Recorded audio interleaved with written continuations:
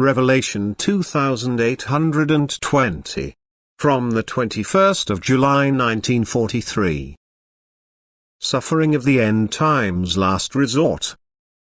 Since eternity this battle in the end time has been foreseen, and since eternity the divine will has been in effect, which in wisdom and love guides everything that happens in the universe. And thus God also knows the only means which are still successful in these end times. And no matter how cruel they appear, He nevertheless applies them so that a part of humanity will still be saved from the final downfall. It is a time of terror, a time of extreme unkindness and most dreadful events, but also a time of grace. For grace is every suffering, no matter how severe, that brings man to realize his own helplessness, that lets him find and walk the path to God and pulls him back from the abyss of complete faithlessness. God's merciful love does not leave His creatures, and whatever can bring them salvation He applies, even though people do not recognize it as God's activity of love. And thus the suffering still has no end and increases from day to day. For disenfranchised humanity is itself the instigator and cause of this suffering on earth. Since eternity God foresaw people's will and unkindness, and since eternity the plan of salvation for the souls still to be saved has been based on it.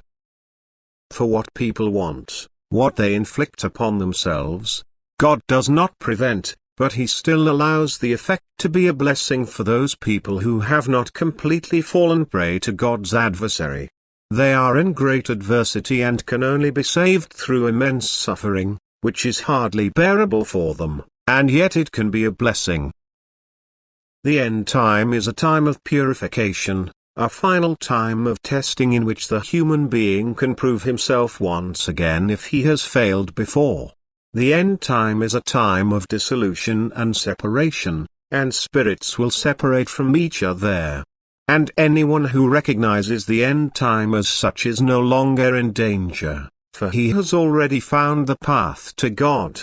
But anyone who still only sees world events and does not perceive divine guidance in them is still very worldly minded, and his distance from God is still very great. Otherwise he would have to recognize the last days by their cruelty. For people rage against each other and are under the control of forces which are completely distant from God and unloving, which want to destroy everything and make use of people's will because they themselves do not possess the power and strength to have a destructive effect on that which God's love brought into being in order to help the spiritual beings which have become apostate to Him.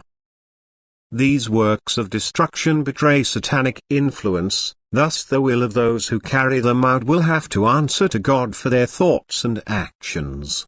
And yet God also allows this because His love and wisdom already has the following possibilities of development ready, because He also gives the spiritual, which is bound in form, new possibilities again to develop upwards.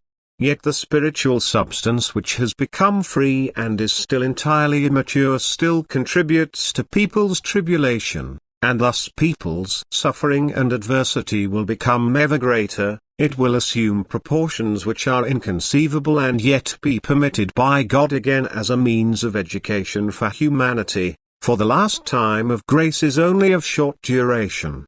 Then the gates to eternity will close for a long time. And therefore God will still use all means beforehand because His merciful love wants to save what can still be saved.